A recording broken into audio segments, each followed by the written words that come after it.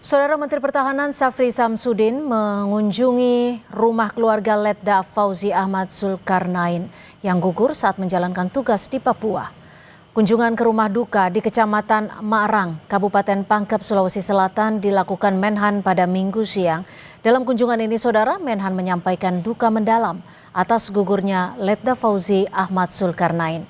Menhan juga memastikan perhatian negara untuk keluarga dan Letda Fauzi Ahmad Zulkarnain dengan pemberian kenaikan pangkat anumerta.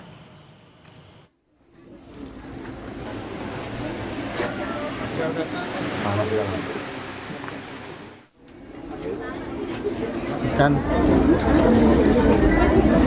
jasa almarhum dan segera akan diberi kenaikan pangkat anumerta kepada almarhum dan juga kepada adik-adiknya yang akan meneruskan perjuangan dari kakaknya.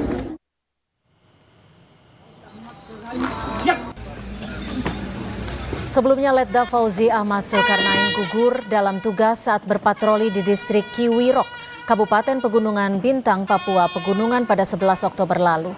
Letda Infantri Fauzi merupakan prajurit terbaik yang dikenal memiliki kemampuan khusus semasa pendidikan militer.